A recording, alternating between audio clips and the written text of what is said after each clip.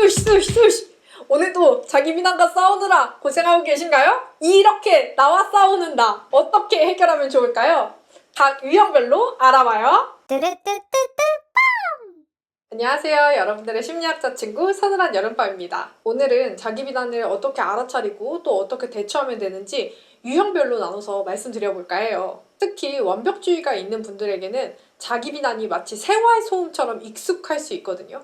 생활소음이라는 게 늘 주변에 백그라운드로 깔려있지만 알아차리지 못하고 있다가 알아차려지기 시작하면 그때부터 굉장히 신경이 거슬리고 힘들어지죠. 완벽주의자분들의 자기 비난도 마찬가지예요. 너무 익숙하게 나를 괴롭히고 있어서 알아차리지 못했던 자기 비난들. 어떻게 알아차리고 어떻게 대처해야 되는지 오늘 함께 이야기 나눠봐요. 일단 완벽주의자 분들이 자기 비난에 대해서 가장 고민하시는 지점은 과연 이게 자기 비난이 맞을까? 라는 고민인 것 같아요. 내가 뭔가 정말 잘못한 게 있어서 나에 대해서 피드백을 하는 건가? 아니면 너무 가혹하게 자기 비난을 하고 있는 건가? 라고 헷갈릴 때는 이 세 가지 기준에 따라서 한번 생각해 보세요. 첫 번째는 생각의 현실성이에요. 이 생각이 정말 현실적인 생각인지, 이 생각에 반대되는 증거는 없는지 한번 생각해 보는 거죠. 예를 들어 제가 코칭이 끝나고 나서 가끔 제가 정말 못난 코치라고 생각이 들 때가 있거든요. 그럴 때 그 생각이 현실성을 한번 점검해 보는 거예요. 과연 내가 진짜로 못난 코치인가? 생각해보니까 나랑 코칭을 하면서 도움을 받았다고 하는 사람들도 있었고 또 실제로 코칭을 진행하면서 변화가 목격되는 경우들도 있었는데 그렇다면 내가 때로는 못하는 코치지만 때로는 제대로 하고 있는 코치일 수도 있겠다. 나에 대한 비난적인 평가를 밸런스를 맞출 수 있는 거죠. 다른 경우에도 마찬가지예요. 여러분들이 만약에 친구에게 실수를 해서 아, 나 진짜 나쁜 사람이야 라고 생각이 든다면 한번 그 친구한테 잘해줬던 경험은 없는지 아니면 정말 내가 모든 친구들한테 나쁜 사람인지를 생각해 보는 거예요. 아마 아닐 확률이 높겠죠. 그러면 그 생각은 너무 현실적이지 않다 혹은 객관적인 생각이 아니다라고 반박해 볼 수 있을 거예요. 두 번째는 그 생각이 진짜 나한테 도움이 되는 생각인가를 한번 점검해 보세요. 내가 진짜 난 못난 코치야. 난 진짜 형편없어. 나는 사기꾼이야. 라고 생각했을 때 내가 정말 좋은 코치가 되도록 노력하는 생각인가요? 여러분들이 무언가 실패하고 좌절했을 때 아, 난 진짜 형편없어. 쓰레기야. 난 진짜 못난 놈이야. 라고 생각하는 게 여러분들한테 어떤 도움이 되나요? 실제로 도움이 되지 않는 경우가 훨씬 많을 거예요. 그렇다면 그 도움이 되지 않는 생각을 어떻게 도움이 되는 생각으로 바꿀 수 있을 것인가를 고민하는 게 더 우리 자신한테 유용한 방법이겠죠. 마지막으로는 생각의 균형성이에요. 생각의 균형성이라는 건 다른 관점으로 바라볼 여지는 없는지 반문해 보는 겁니다. 내가 정말 실력이 없는 코치라는 생각이 들 때 다른 관점으로 바라본다면 성장하고 있는 코치다. 매번 잘할 수는 없지만 적어도 나의 부족한 측면을 알아차릴 정도로는 성장하고 있다. 그래서 이런 부분들을 보완한다면 난 분명히 5년 후, 10년 후에는 지금보다 훨씬 더 괜찮은 코치, 유능한 코치가 되어 있을 거다라고 생각해 볼 여지도 있겠죠. 그래서 여러분들이 자신의 생각이 비난인지 아닌지를 떠나서 과연 현실적인 생각인지 그리고 그 생각이 지금의 내가 원하는 방향으로 가는데 도움이 되는 생각인지 마지막으로 그 생각에만 너무 집착하고 있는지 아니면 조금 더 유연하게 바라보고 있는지를 점검해 보시면 비난이든 아니든 이 생각이 나한테 어떤 의미를 가지는지 점검하는 데는 더 도움이 될 수 있을 거예요. 자, 그러면 이렇게 도움이 되지 않는 자기 비난을 어떻게 대처해 보면 좋을지 현실적인 유형을 나눠봤어요. 자기 비난이 발생하는 4가지 경우를 생각해보면 결국 나 자신이 피해를 입었거나 혹은 타인이 피해를 입었거나 근데 그거에 대해서 반박 가능성이 굉장히 높은 경우 그리고 낮은 경우를 생각해 볼 수 있을 것 같아요. 예를 들어 설명해 볼게요. 시험을 망쳤어요. 그런 경우에 피해자는 나 자신입니다. 그때 이 생각이 들었어요. 나는 실패자야. 자, 이 생각은 사실 반박 가능성이 꽤나 높은 생각이라고 저는 판단해요. 왜냐하면 내가 시험 한 번을 망쳤다고 바로 실패자가 된다? 라고 비난을 받기에는 그 비난이 너무 과도하다고 생각하거든요. 또 다른 경우는 내가 친구한테 카톡을 보냈는데 친구가 카톡을 읽씹했어요. 그때 친구가 나를 싫어하겠지? 라고 생각하는 경우예요. 내가 뭔가 타인한테 잘못을 했다라고 나 혼자 생각하는 거죠. 그런데 사실 이것도 반박 가능성이 꽤나 높은 나 혼자만의 생각일 가능성이 높습니다. 반대로 반박 가능성이 낮은 일들도 있어요. 예를 들어 타인한테 정말 실수를 한 경우, 누가 봐도 내가 잘못한 실수를 한 경우, 똑같이 시험에서 내가 기대한 것 이하의 점수를 받았다고 칠게요.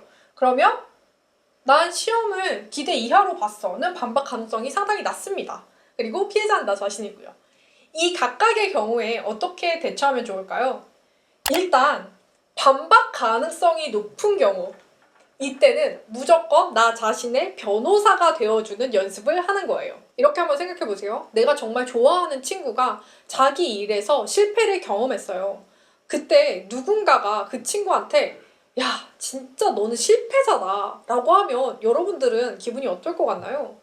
만약에 제 친구가 실패를 한 번 했는데 누군가 제 친구를 그런 식으로 비난한다면 저는 무척 화가 나서 그 친구를 열심히 변호해 줄 것 같아요.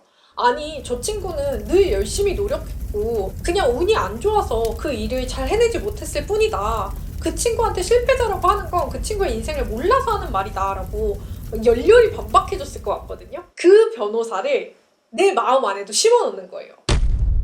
존경하는 판사님, 물론 이서혁이라는 코치가 코칭 회기를 한번 망친 거 맞습니다. 혹은 시험을 기대만큼 보지 못한 것 맞습니다.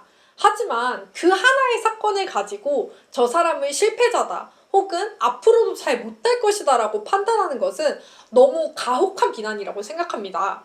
라고 이야기를 해주는 거죠. 타인에게 피해를 줬다고 생각할 때도 마찬가지예요. 반박할 여지가 있는가? 아니, 친구가 카톡 한 번 익십했다고 싫어한다고 생각하는 거는 너무 과대한 해석이 아닐까요? 저 친구가 바빴을 수도 있고 혹은 답장하는 걸 놓쳤을 수도 있고 아직 뭐라고 답장할지 고민할 수도 있는데 그거에 대해서 오롯이 내 탓만을 하는 것은 너무 과도한 해석입니다 라고 내 마음 안에서 반박을 해주는 거죠. 자, 그러면 이제 반박하지 못할 때도 있잖아요. 안타깝게도 우리는 반박하지 못할 때가 있어요. 저는 창작자니까 제가 게시물을 올렸을 때 생각보다 반응이 저조한 경우가 있어요. 그런 객관적인 팩트를 부정할 수는 없어요. 그건 망상이에요, 거기서부터는. 사실 더 많이 봤을 거야, 이렇게 생각할 수는 없단 말이에요. 그럴 때는 수용하는 거예요. 그런데 뭘 수용하냐? 첫 번째로는 그 결과로 인해서, 그 현실로 인해서 속상한 나의 마음을 수용해 줍니다. 아, 난 시험을 잘 보고 싶었는데, 창작을 했을 때 사람들이 더 많이 반응해 주길 바랬는데, 혹은 코칭 회기를 정말 잘 진행하고 싶었는데 그렇게 되지 못해서 참 속상하다 라고 내 마음을 수용해줘요.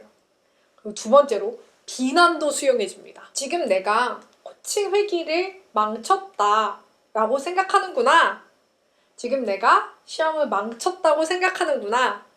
나는 안 좋은 창작자다, 못 나가는 창작자다 라고 생각하는구나 라고 생각이랑 싸우지 말고 생각 있는 그대로 그냥 수용해주세요. 그렇게 생각할 수 있어. 그렇게 해석할 수 있어. 맞아, 네 말이 맞다고 치자. 그래, 내가 좀 모자란 코치라고 치자. 그래, 내가 인기가 없는 창작자라고 치자. 맞아, 내가 이 시험에서 실패해서 내가 한심한 학생이라고 치자. 자, 그렇게 한번 수용해준 다음에 다른 말들을 붙여보는 거예요. 나는 인기가 없는 창작자지만 꾸준히 창작을 하고 있는 창작자이기도 해. 나는 늘 잘 해내는 코치는 아니지만 모든 회기에 최선을 다해 임하는 코치이기는 해. 나는 지금 한심한 학생처럼 보이지만 더 노력할 학생이기도 해. 라고 하면서 그 말과 정면으로 싸우는 대신에 인정하면서 내가 가진 다른 강점들을 같이 생각해 주는 것. 그래서 정리하자면 반박할 수 없다. 너무나 확고한 팩트가 있다. 내 속상한 마음을 수용해주고 비난을 수용해주고 대신에 내가 앞으로 해내고 싶은 것들을 함께 얘기해줍니다. 제가 이 방법을 사용하는 이유는 뭐냐면요. 자기 비난을 반박하려고 할 때 끝없는 싸움이 되기가 쉬워요. 나는 잘하고 있어. 아니, 난 못하고 있는 것 같은데? 왜 그래? 너 잘하고 있다니까? 아니야, 나 진짜 못하고 있어. 이러면서 영원히 끝나지 않는 싸움이 돼요. 그래서 그 싸움을 종결시키는 방법은 그냥 한쪽이 이기게 해주는 거예요. 그래, 나 못하고 있다고 하자. 네 말이 맞아. 그래, 나 못하고 있어. 근데 난 앞으로도 계속 할 거야. 왜? 난 이걸 좋아하니까. 라고 싸움을 끝내고 내 마음도 편안하게 해주는 거죠. 자, 그럼 마지막으로 타인이 피해를 받고 반박 가능성이 낮다.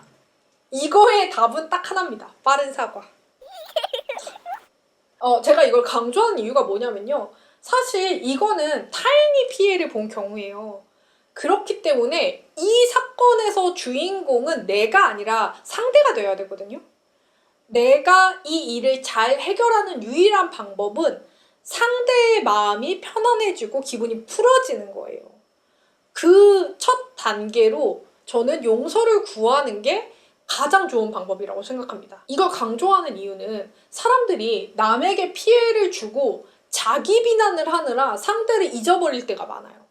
남에게 사과하고 싶지 않아서, 남에게 비난받고 싶지 않다는 마음에 자기 자신을 벌하는 걸로 혼자 용서를 하기도 하거든요. 나는 이미 나를 이렇게 비난했고 나는 충분히 벌받았어. 그러니까 저 사람한테 사과할 필요가 없어. 라고 그런 무의식적인 메커니즘이 돌아갈 때가 있어요. 그런데 사실 내가 나 자신을 아무리 비난해봤자 상대의 마음은 풀어지지 않아요. 내가 아무리 혼자 괴로워도 상대도 같이 괴로울 뿐이에요. 그렇기 때문에 이 둘의 괴로움을 함께 해결하기 위해서는 내가 나를 비난하는 것이 아니라 나의 잘못을 빠르게 인정하고, 아, 그래, 맞아. 이거 내가 잘못한 거야. 그리고 상대한테 잘못을 솔직하게 시인하고, 내 이런 점은 정말 잘못했어. 그것 때문에 네 마음이 이러이러했을 것 같아. 그래서 나는 정말 용서를 구하고 싶어. 물론 용서를 해주는 건 너의 자유겠지만 그래도 내가 할 수 있는 게 있다면 하고 싶어. 라고 용서를 구하는 게 사실은 자기 비난보다는 관계를 위해서나 나를 위해서나 상대를 위해서나 가장 좋은 방법이라고 생각합니다. 마지막으로 꼭 덧붙이고 싶은 건 자기 비난을 하는 자신을 다시 비난하지 않는 것입니다. 우리가 자기 비난을 할 때 비난하는 것도 받는 것도 괴로운데 그걸 메타로 다시 한번 비난할 때가 있거든요. 아, 왜 나는 나 비난하고 있는 거야? 왜 나는 나를 사랑하지 못하는 거야? 이러면서 또 괴로워할 때가 있어요. 그런데 우리는 누구나 자기 비난을 합니다. 누구나 나에 대해서 늘 좋고 긍정적인 마음만을 가질 수는 없어요. 그래서 비난하는 걸 알아차렸다면 그걸 다시 비난하는 게 아니라 알아차리고 어떻게 바꿀 수 있을까? 혹은 비난받은 내 마음을 어떻게 달래줄 수 있을까에 집중해 보시면 좋을 것 같아요. 사실 자기와의 대화에서 제가 생각했을 때 가장 중요하게 생각하는 룰은 남한테 하지 못할 말들이면 나한테도 하지 않는 거예요. 남이 시험을 망쳤을 때 아휴 저 실패자 라고 면전에서 못할 말이라면 나한테도 하면 안 돼요. 나한테 내가 너무나 쉽게 비난하는 건 내가 아무리 나를 비난해도 그거에 대한 처벌이 없기 때문이라고 생각해요. 우리가 남을 비난할 때는 그거에 따른 사회적인 처벌이 있잖아요. 저 사람이랑 관계가 틀어진다던가 사람들한테 이상한 사람으로 보인다던가. 근데 내가 나를 욕할 때는 그런 처벌이 없잖아요. 그래서 너무 쉽게 나를 욕한다고 생각하거든요. 또 나는 내가 아무리 나를 욕해도 나를 떠날 수가 없어요. 그렇기 때문에 더 가혹하게 나한테 말할 때가 많은 것 같아요. 근데 우리 그런 말 많이 하잖아요. 나 자신을 사랑하라. 저는 관계가 좋지 않은데 사랑하는 건 말이 안 된다고 생각해요. 그리고 저는 모든 사랑은 비폭력을 기반으로 해야 된다고 생각합니다. 나 자신과의 관계에서도 마찬가지예요. 내가 나한테 너무나 폭력적으로 굴고 너무나 가혹하게 말하면서 나를 사랑하는 것? 저는 이건 단계가 좀 이상하다고 생각해요. 그럼 뭐가 첫 번째가 돼야 될까요? 바로 나와 예의 바른 남이 되는 것입니다. 제가 늘 말하는 게 나한테 하는 모든 말이 진심이 아니어도 괜찮아요. 왜? 우리는 예의를 지키기 위해서 마음에 없는 말들을 많이 해요. 가혹하고 비난적인 진심보다는 가식적인 예의가 낫다고 생각합니다. 상대와의 관계에서도 나와의 관계에서도. 그래서 여러분들이 나 자신한테 하는 말들을 잘 지켜보고 만약에 그 말들을 남한테도 할 수 없는 말일 때 그때는 침묵하세요. 나에게 좋은 말을 하지 못하겠다면 차라리 아무 말도 하지 마세요. 저는 그게 자기 비난에 대처하는 가장 첫 스텝이 될 수 있을 거라고 생각해요. 오늘 자기 비난에 대해서 다뤄봤는데요. 여러분들은 자기 비난을 어떨 때 알아차리시나요? 또 어떻게 대처하고 있었나요? 좋은 말을 하지 못하겠다면 나쁜 말을 하지 않아 보세요. 나를 사랑하기 전에 나에게 예의 있게 대해 보세요. 다음 시간에는 우리가 가장 자기 비난을 많이 하게 되는 순간, 바로 자괴감을 느끼는 순간에 어떻게 대처하면 좋을지 함께 이야기 나눠볼 거예요. 그러면 저희는 다음 시간에도 새로운 마음 근육 단련으로 만나요. 안녕!